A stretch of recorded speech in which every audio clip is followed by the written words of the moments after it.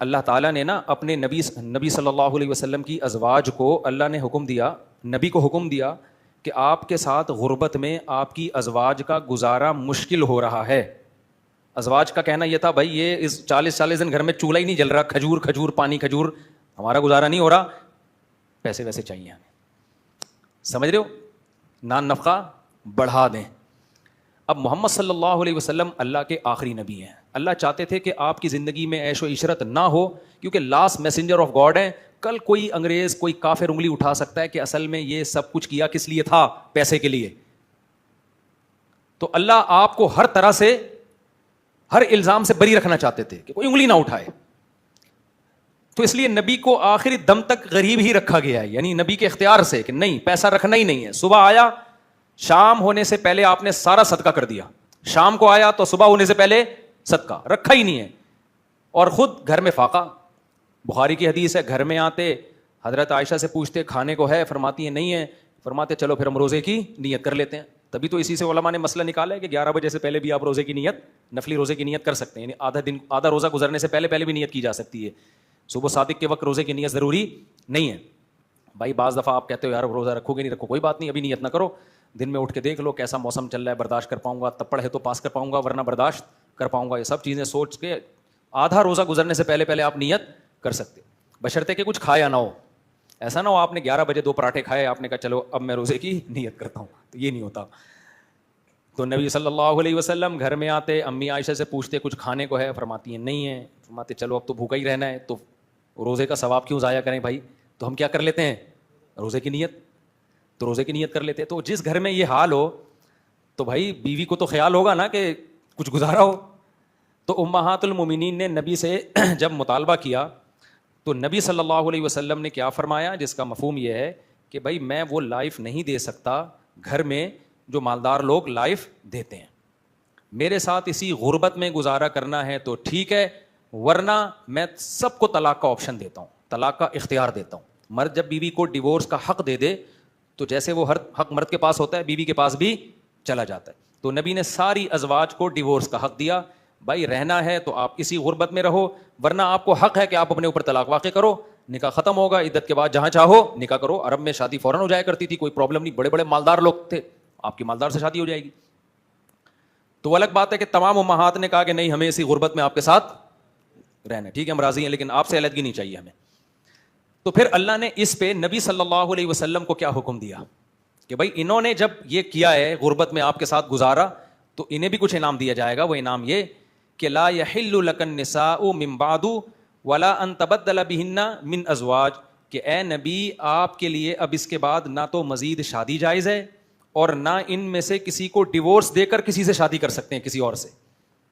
نہیں یہی بات سمجھ میں، یعنی یہ 9 کے بعد 10ویں بھی نہیں آ سکتی اور ریپلیس بھی نہیں ہو سکتی کہ 9 میں سے کسی ایک کو دے دی اور اس کی جگہ دوسری کر لی.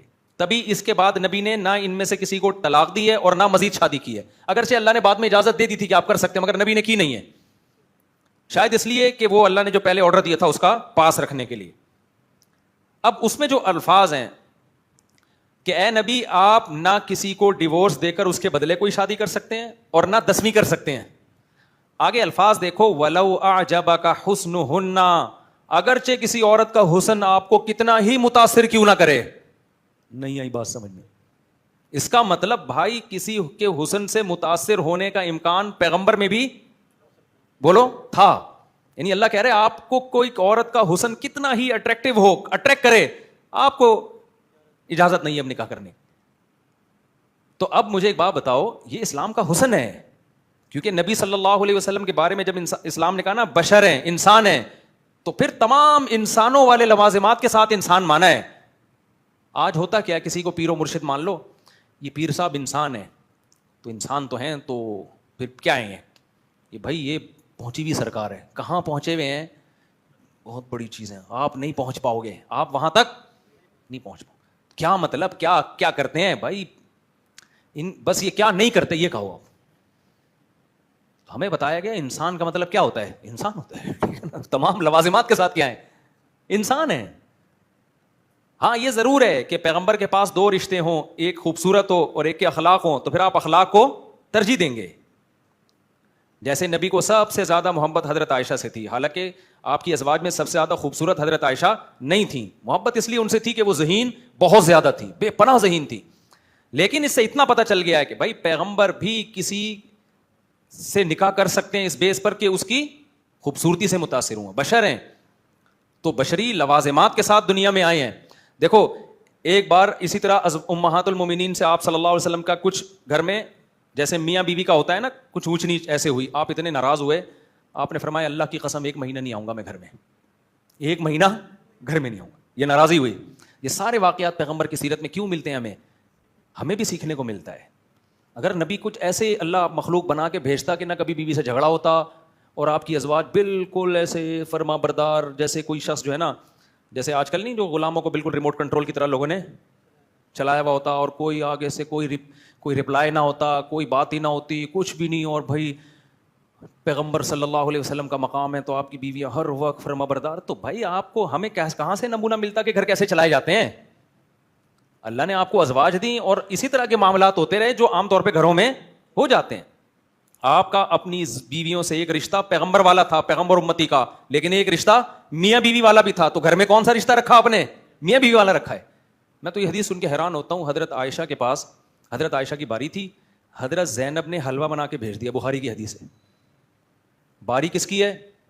ابے تم کیا جانو ان حدیثوں کا مطلب، جن کی 2-3 ہوتی ہیں ان کو پتا ہوتا ہے. تم لوگ بس گنوا دیا، تم لوگوں نے سب برباد کر دیا. ابھی بھی جو تھوڑا سا ٹائم ہے تم لوگ کے پاس ادھر میں، کوئی شادی تو 2 کے بعد تو پتہ چلتا ہے کہ میری شادی ہوئی ہے. حقیقت بتا رہا ہوں، عورت کی محبت کا بھی جبھی پتہ چلتا ہے. کتنے لوگ آتے ہیں ہمیں بیوی ہمیں ٹائم نہیں دیتی. یہ شکایت تو بہت سنی ہے، شوہر ٹائم نہیں دیتا. بیوی کو کوئی فکر ہی نہیں ہے میاں کی. میں کہتا ہے ایک اور کر لے کمپٹیشن میں، پھر تجھے ٹائم دے گی. سب جگہ ایسا نہیں ہوتا، بعض جگہ ہوتا ہے. خیر ایسا نہ ہو کہ کی اور وہ بھی نہیں دے رہی کیونکہ آپ میں کوئی ایسا فالٹ ہے. اچھا خیر، تو یار آپ پیغمبر صلی اللہ علیہ وسلم کی سیرت دیکھو یار. میرا تو ایسا حوصلہ نہیں ہے. حضرت عائشہ کی باری ہے، حضرت زینب جو نبی کی پھوپھی ساتھ بہن ہے، ان سے نکاح ہوا ہے نبی کا، انہوں نے حلوہ بنا کے کوئی بھی اچھی چیز بنا کے بھیج دی.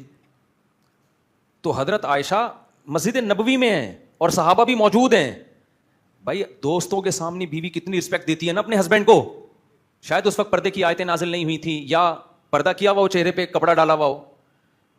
دونوں صورتیں ہو سکتی ہیں، یا تو چہرہ پہ کپڑا ہوگا یا یہ کہ پردے کی آیتیں نازل نہیں ہوئی ہوں گی اس وقت تک. لیکن صحابہ موجود تھے وہاں. تو جب آپ کے دوست احباب موجود ہوتے ہیں تو پھر تو عورت اور زیادہ ریزرو ہوتی ہے نا کہ بھائی جھگڑا کمرے میں کر لیں گے، ابھی یہاں تو ایک بڑی باوقار محفل لگی ہوئی ہے. تو انہوں نے حضرت زینب نے حلوے کی پلیٹ بھیجی، اور حضرت عائشہ کو جب پتہ چلا نا، خادم لے کر آیا، حضرت عائشہ کو غصہ آیا کہ میری باری میں سوکن کی مداخلت کیوں ہو رہی ہے. یعنی باری میری ہے تو اپنی باری میں حلوے بنانے تھے نا. کیا خیال ہے بھائی، باری میری ہے اور آپ کھانا وہاں سے آپ بنا کے بھیج رہی ہو. تبھی تو یہ جو بے وقوف قسم کے لوگ 2 شادیاں کرتے ہیں نا، اور پھر مجھے اپنی حماقت کے واقعات بتا بھی رہے ہوتے ہیں، تو میرا دل چاہ رہا ہوتا ہے ان کی بیوی نے ان کو اتنے ٹھڈے نہیں لگائے جتنے میں لگاؤں. بتا رہے ہوتے ہیں کہ میں جب ایکچولی میں پہلی وائف کے گھر ہوتا ہوں نا، تو ٹھیک 4 بجے میری فرسٹ وائف فون کرتی ہے اور مجھ سے خیریت پوچھتی ہے، تو سیکنڈ کو اس پہ غصہ آتا ہے. میں نے کہا نہیں، اس کو تو شکریہ ادا کرنا چاہیے کہ ماشاءاللہ میری باری میں آپ کی فرسٹ وائف سے کیسی ماشاءاللہ بے تکلفی کی باتیں ہو رہی ہیں. بعض لوگ کہتے ہیں میں فرسٹ وائف کے جب گھر ہوتا ہوں نا تو ٹھیک 1:30 بجے میری سیکنڈ کا، پھر سیکنڈ کے گھر ہوتا ہوں یا فرسٹ کے گھر ہوتا ہوں، سیکنڈ کا فون آتا ہے اور وہ مجھ سے خیریت پوچھتی ہے، میں خیریت بتاتا ہوں، ہیلو ہے. اس پہ میری پہلی والی کو غصہ آتا ہے. تو میں نے کہا پاگل آدمی، تم نے تو عجیب، پڑھے لکھے لوگ جب اس طرح کی باتیں کرتے ہیں تو بہت حیرانگی ہوتی ہے یار. تو تم اس کے گھر بیٹھے ہوئے ہو اور فون پہ گپے کس سے لگا رہے ہو اس سے. آج ایک بندہ آیا 2 کی ہوئی ہے نا اس نے، ایسے واقعات اب آ رہے ہیں، حادثات کہہ لیں یا واقعات کہہ لیں. تو کہہ رہا ہے میں نے 2 کی ہوئی ہیں، مجھے ہدایات دیں کیسے چلاؤں میں نا. میں نے کہا جب پہلی کے گھر جاتے ہو نا، پھلترو کی طرح دوسرے کی بچوں کو وہاں لے جایا کرو. جب جاؤ اکیلے جاؤ، ورنہ لوگ پتہ کیا کر رہے ہوتے ہیں، پہلی کی باری ہے، جب جا رہے ہیں تو 2 بچے یہاں سے چپکا کے اپنے ساتھ لے گئے. اس کو غصہ آتا ہے، یہ پھلترو کی طرح کیوں آ کے، میری اولاد ہے تو تمہیں کیا تکلیف ہے، یہ گھر بھی تو میرا ہے، اس کا کرایہ بھی تو میں دیتا ہوں، تو اگر میرے بچے آ گئے تو کیا ہے. بھائی بات یہ ہے کہ جب آپ اس کے گھر جا رہے ہو تو دوسروں کی یادگاریں، عورت یہ نہیں دیکھتی آپ کا بیٹا ہے، وہ یہ دیکھتی ہے میری سوکن کا بچہ ہے، اور جب یہ میرے پاس آیا ہے تو اس کی توجہ بچوں کی طرف. آپ بھتیجا بھانجا لے جاؤ، اس سے اتنی تکلیف نہیں ہوگی. تو اس لیے تو میں سوچ رہا ہوں کہ کورس کروا دوں اس کا میں، تاکہ چھچوری حرکتیں نہ کیا کرو. پھر میں نے اس کو بولا جب ادھر جا کے بیٹھو تو اس والی سے فون پہ بات نہ کرو، نمبر بلاک کر کے جاؤ، کوئی رابطہ نہیں ہوگا. اس کو بتا دو کہ بھائی یہ ان ڈرائیو وغیرہ، وہ کیا ان ڈرائیو ہے، ان ڈرائیو وغیرہ کوئی ایمرجنسی ہو جائے ان ڈرائیو میں خود ہی چلی آنا. کیونکہ نہیں بھی ایمرجنسی ہوتی ہے نا، سوکن دوسری کو تپانے کے لیے بھی کر رہی ہوتی ہے. اس کو پتا ہے وہاں بیٹھ کے بھی ہاں ہاں ہی ہو گپیں لگ رہی ہوں گی اور مزے مزے کی باتیں ہو رہی ہوں گی، اس کے دماغ میں یہ بیٹھا شیطان ڈال، حالانکہ وہ ہو سکتا ہے پڑا ہوا ادھر منہ کر کے سو رہا ہو، لیکن شیطان اس کو بتائے گا دیکھا وہ بیٹھے ہوئے ہوں گے، فلم دیکھ رہے ہوں گے اور خوب گپیں لگ رہی ہوں گی، ایک دوسرے کو گٹ کے کھلا رہے ہوں گے. شیطان سوکن کے ہمیشہ یہی کرتا ہے، حالانکہ ہو سکتا ہے اس کا وہاں بھی موڈ آف ہو، ادھر منہ کر کے سو رہا ہو. پھر وہ فون کرے گی مجھے یہ ہو گیا، میں مر گئی، مجھے اس کی توجہ لینے کے لیے. خواتین کی شرارتیں جو خواتین بیان نہیں سن رہی ان کی بات کر رہا ہوں، یہ خواتین ہی کو پتہ ہوتی ہیں بھائی. تو یہ بہت وہ ایسا نا اپنی توجہ لینے کے لیے میں مر گئی، میرا یہ ہو گیا، یہ ہو گیا. آدمی کہتا ہے پتہ نہیں کیا ہو گیا، میں جا رہا ہوں. ہوا کچھ بھی نہیں ہوتا، بعض دفعہ ہوا بھی ہوتا ہے لیکن یہ کہ اکثر نہیں ہوتا. تو میں نے ان کو بولا کہ نمبر کیا کرنا ہے، بلاک. ادھر کی ادھر نہیں، ادھر کی بے وقوف لوگ جا کے نا اس کے سامنے تعریفیں کرتے ہیں، تم تو یہ نہیں کرتی، وہ تو یوں ایسے چائے بنا کے پلاتی ہے، تمہیں تو یہ نہیں آتا، اس کو تو یہ. تو اپنے گھر میں خود ہی آگ لگا رہا ہے. سوکن کے ایک الگ سی ان میں نفرت ہوتی ہے، کوئی آپس کا ان سے ریلیشن نہ، ادھر کی بات ادھر نہ ادھر. دونوں ملنا چاہیں تو بولو اپنی ذمہ داری پہ ملنا ہے تو ملو، نہیں ملنا ہے تو نہیں ملو. اگر ملی الٹی سیدھی بات ہوئی مجھے نہیں آ کے بتانا، یہ کر لو پھر ملیں، ان کی مرضی ہے. اچھا خیر میں کہاں سے کہاں نکل گیا. تو اب دیکھو حضرت زینب نے جب حلوہ بنا کے بھیجا نبی صلی اللہ علیہ وسلم کی خدمت میں، امی عائشہ کو غصہ آیا اور آپ کے ہاتھ سے آپ نے وہ برتن لے کے زمین پہ مار کے توڑ دیا. سارے صحابہ موجود ہیں. بظاہر یہ کتنی بڑی بے ادبی اگر اول نظر میں دیکھی جائے، مگر ہمارے نبی کا حوصلہ دیکھیں، ذرا بھی غصے کا اظہار نہیں کیا اور اس کی ایک اچھی لاجک پیش کی. فرمایا غارت امکم، تمہاری ماں کو غیرت آ گئی ہے، محبت میں کیا ہے، غیرت ہے کہ بھائی جب میرے شوہر میری باری ہے تو پورے میری طرف توجہ ہونی چاہیے شوہر کی. یہ حلوے شلوے یہ اپنی باری میں جو مرضی کھلانے کھلا. تو آپ نے فرمایا تمہاری ماں کو کیا آ گئی، غیرت آ گئی. تو آپ بیٹھے اور وہ برتن آپ نے جوڑا اور پھر حضرت عائشہ سے جب غصہ ٹھنڈا ہوا فرمایا اس کی قیمت دے دینا زینب کو، کیونکہ برتن ان کا تھا، تاوان آئے گا بہرحال، چیزیں کسی کی. اب یہ نہیں کہ سوکن کا سونے کا کڑا اٹھا کے اس نے گٹر میں پھینک دیا تو بعد میں بھائی تو نے گٹر سے نکالنا کس کی ذمہ داری ہے، زمان دینا پڑے گا. ایسا نہیں ہوتا، کسی کا مال ضائع کرو گے. کسی کے گھر کا، بیویوں کو نا بتا دیا، کسی کے گھر کا بیلن توڑا، کب توڑا، اپنی ذمہ داری پہ توڑنا، سمجھ رہے ہو. یہ پہلے بتا دینا کہ بیگم آپ مارو، کب بھی جا کے مارو سوکن کے سر پہ، ڈنڈے پھوڑو، سرور پھٹانا، سلائی کا خرچہ کون دے گا، آپ دو گے. میں یہاں سینے کے لیے موچی نہیں ہے میرے پاس جو سر پھٹتے رہیں اور میں سلواتا رہوں. تو ملو ہی نہیں، ملنا ہے اپنی ذمہ داری پہ ملو. خیر تو میں عرض کر رہا تھا طلب کی بات. دیکھو نبی صلی اللہ علیہ وسلم کا گھر میں کچھ تھوڑا سا جھگڑا ہوا، آپ ناراض ہو کے چلے گئے گھر سے. فرمایا میں 1 مہینے نہیں آؤں گا. پھر 29 دن کے بعد آ گئے، 30 دن پورے نہیں ہوئے. کیوں؟ نبی صلی اللہ علیہ وسلم سے اپنے گھر والوں کی دوری برداشت نہیں ہوئی. تو صحابہ نے کہا آپ تو 30 دن کے لیے گئے تھے، 1 مہینہ بولا تھا، 1 مہینے سے تو 30 ہی ذہن میں آتا ہے. تو نبی نے فرمایا مہینہ 29 دن کا ہے، یعنی چاند نکل آ گیا تھا تو آپ نے فرمایا بس مہینہ کیا ہو گیا، پورا ہو گیا. تو ہمارے نبی کی نارمل لائف تھی، نیچرل لائف تھی، اس میں تکلف نہیں تھا. ایسی لائف تھی کہ ایک بہت اپر لیول کا آدمی اس میں نبی کو فالو کر سکتا ہے اور ایک ٹماٹر والا دیہاتی کسان بھی اس میں نبی کو فالو بولو کر سکتا ہے. سب کے لیے لقد کان لکم فی رسول اللہ اسوۃ حسنہ، سب کے لیے اس میں نمونہ ہے. میں نے ایک دفعہ ایک حدیث بیان کر دی، لوگوں نے اتنے اعتراضات کیے، اور یہ جو ملحد ہے نا ایتھیس، یہ اس حدیث کو بہت بیان کرتے ہیں نبی پہ طنز کرنے کے لیے. معاذ اللہ، نبی صلی اللہ علیہ وسلم گھر سے باہر نکلے، آپ کی کسی خاتون پہ نظر پڑ گئی، آپ فوراً گھر آئے واپس اور اپنی زوجہ کے پاس گئے.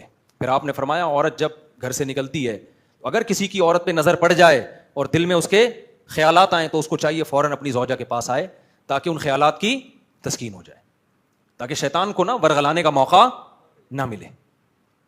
تو اس پہ نا ملحد لوگ بہت اعتراض کرتے ہیں، یار نبی کی نظر کسی عورت پہ پڑ گئی تو دل میں خیال آ گیا. او بھائی اگر نبی یہ نہ بتاتے تو کسی کو پتہ چلتا ہے بھائی؟ تو یہ تو مرد کے ساتھ ہو سکتا ہے، غیر اختیاری نظر پڑ سکتی ہے، یہ آ سکتے ہیں. کسی کے ساتھ بھی، آدمی ہے کھا رہا ہے تو سب کچھ ہو سکتا ہے. اس کا حل بتا دیا، بھائی کہاں جانا ہے، اپنی زوجہ کے پاس آؤ تاکہ وہ خیالات تمہارے دماغ سے نکل جائیں. ورنہ شیطان کیا کرے گا، انہیں یہی پہلے خیالات آتے ہیں، پھر پہلے نظر نبی کی نظر تو غیر اختیاری پڑی تھی, غیر اختیاری نظر تھی. پہلے کیا ہوتا ہے, غیر اختیاری نظر, پھر جان کر نظر ڈالتا ہے, پھر خواہشات پیدا ہوتی ہیں, پھر چھوٹے جرم کرتا ہے, ہینڈ پریکٹس وغیرہ کی طرف آتا ہے, پھر بڑے جرموں کی طرف جاتا ہے, بالآخر زانی بن جاتا ہے. ہوتا ہے کہ نہیں ہوتا؟ تو ہمارے نبی نے کتنا اچھی سیرت آپ نے بتا دیا. حدیث میں آتا ہے, نبی صلی اللہ علیہ وسلم, بخاری کی حدیث ہے, آپ فجر کی نماز پڑھانے کے لیے آئے. فجر کی نماز, صحابہ انتظار میں, اقامت ہو چکی ہے. اچانک آپ نے فرمایا, یا ایھا الناس انما انا بشر مثلکم, اے لوگو میں تمہاری طرح کا انسان ہوں, انسا کما تنسون, جیسے تم بعض دفعہ بھول جاتے ہو میں بھی ایسے بعض دفعہ بھول جاتا ہوں. پھر فرمایا, مجھ پہ غسل فرض ہے اور میں غسل کرنا بھول گیا ہوں. اب اگر آپ نہ بتاتے کسی کو پتہ چلتا؟ تو آپ گئے ہیں اور غسل کر کے آئے, اور صحابہ کہتے ہیں آپ کے بڑے بال تھے, اس سے پانی ٹپک رہا تھا. سمجھ رہے ہو کہ نہیں سمجھ رہے؟ تو یہ سب چیزیں اگر انسان صحیح عقل سے سوچے تو یہ تمام باتیں پیغمبر کے نبی ہونے کی دلیل ہیں. اور ملحد لوگ, بیوقوف لوگ, احمق لوگ اسے پیغمبر کے نبی نہ ہونے کی دلیل قرار دے رہے ہوتے ہیں. تو انسان جب صحیح سوچتا ہے نا, تبھی میں کہتا ہوں ہمیشہ نارمل لوگوں کو فالو کیا کرو, ایب نارمل لوگوں کو فالو مت کیا. بزرگی کا جو ہماری سوسائٹی میں عجیب و غریب قسم کا جو کانسیپٹ چل رہا ہے نا, یہ بعد میں آیا کانسیپٹ, اس کا بزرگی سے کوئی تعلق